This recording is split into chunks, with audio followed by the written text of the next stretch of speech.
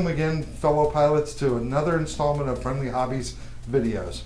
We're here today with inventor, constructor, builder, genius, Pete Chaygares. He's the one who invented the Easy Balancer 2 and the Easy Balancer Lite.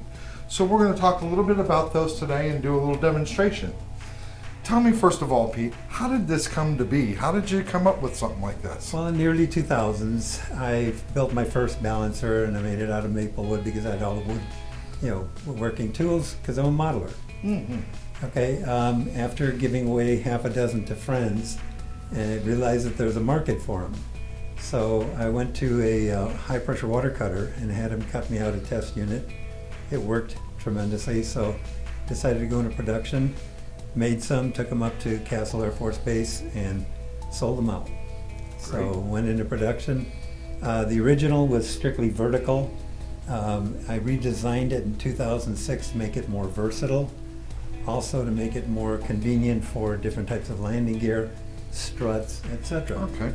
So that was the Easy Balancer 2. I introduced it at the AMA Expo in January of 2007. Okay. Along the way, everybody's asking, why don't you make a smaller one? Back to the drawing board, designed and came out with the Easy Balancer Lite and introduced that AMA Expo 2009, January 2009. Okay. Okay, Pete, why don't you tell us about some of the features of the Easy Balancer? Okay, well, I tried to make it as simple as possible, simple assembly, and also user-friendly. And to make it as versatile as I can for as many models as I can. First thing is we have adjustability in the width of the unit itself. It will go out to basically a fuselage of approximately 18 inches in width. We can come down, as you can see there's a slot here. Okay. Besides that, I've put another hole here to bring this base angle in a little bit closer to the cross angle so that you can even get down a little bit narrower, so you can get down so you're always balancing where the load can be on the wing. You almost always have a hard point on there, whether it's a rib, balsa covering, whatever. The other thing is we try to make it tall enough in the original version. This has the extensions on it called the Supersize Kit that increases the height of 4.5 inches.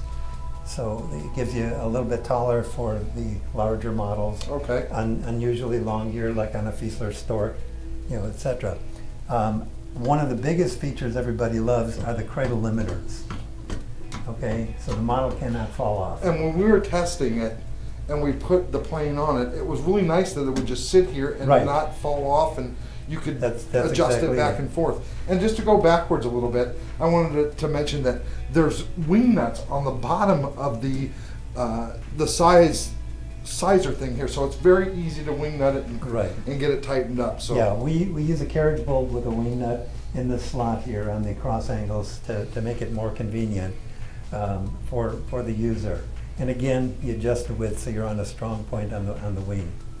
You don't want to be on an open bay. That's just common sense. Sure. And what we use is a machined shoulder bolt going through a machined hole. The reason we do that rather than the bearings are much cheaper. We want a little bit of friction. Mm-hmm. Okay, they move fairly freely, as you can see, but as the weight increases, there's a slight amount of friction in there.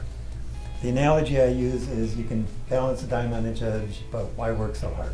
Right. This gives you a little bit of friction, so the model tends not to move.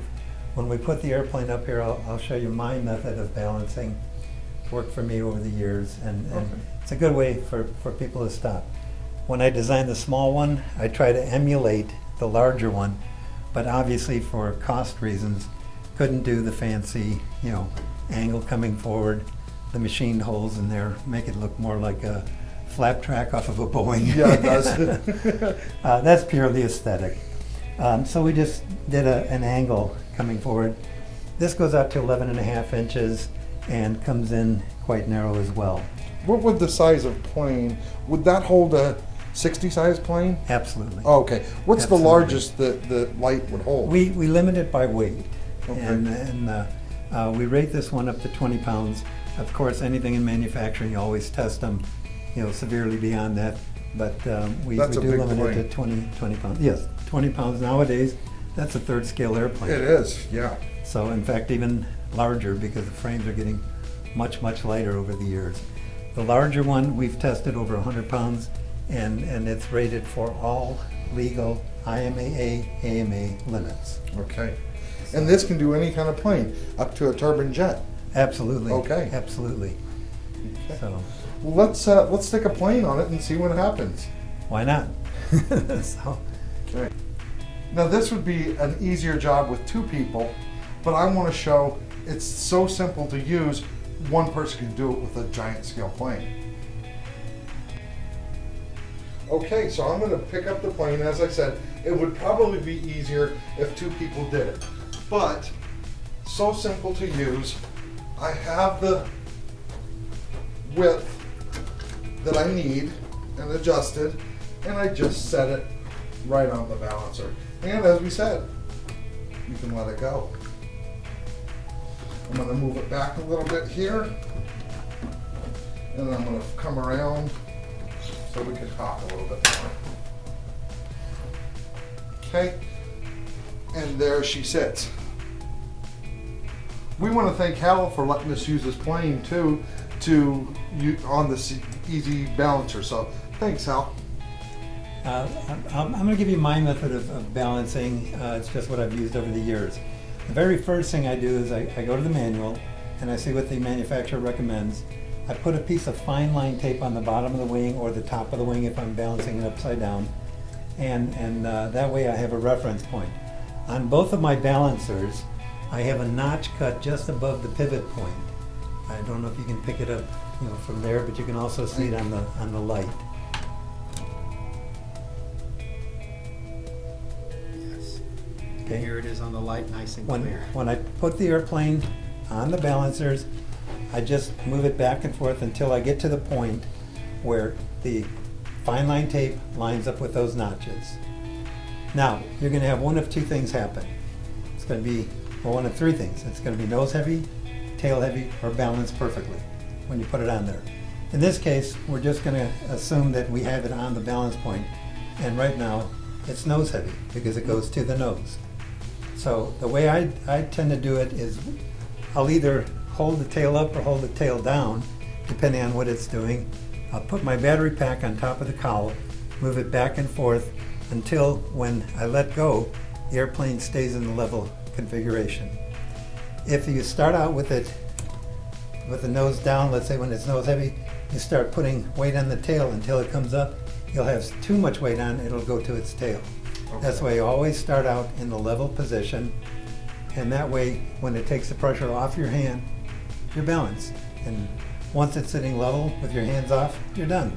Tell me this though, and I think a lot of people get confused on, do we do the CG upside down or do we do it right side up? Aviation is loaded with myths.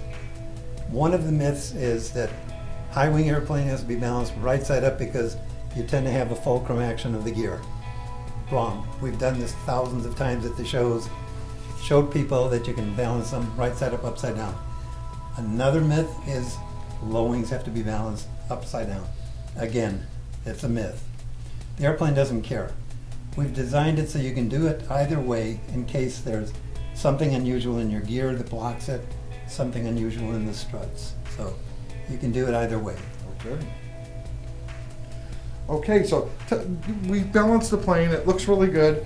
I did notice that, which was really, really convenient, was there's rubber on the bottom so it doesn't scratch our pretty conference table, and more importantly, rubber on the wings so that we don't scratch our Right. wings up. These are called Cradle Guards, and we supply them. We recommend that you glue them in place so that you don't lose them.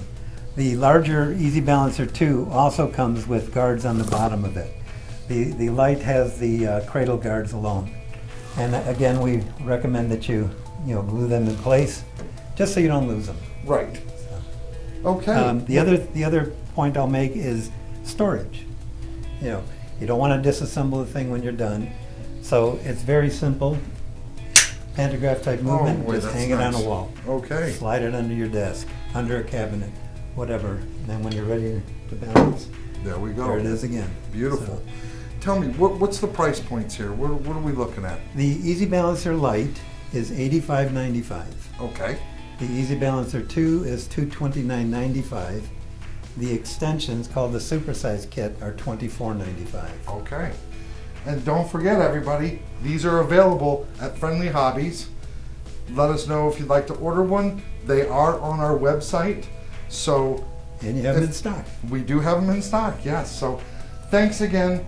Don't forget to like our Facebook page, subscribe to our YouTube channel, and look for our videos in the near future. And Thanks Bryan, again. I would like to thank you for having Thank me you, here. Pete. We really enjoyed our time with you. Thank you very much. Thanks again, everybody, and have a great day.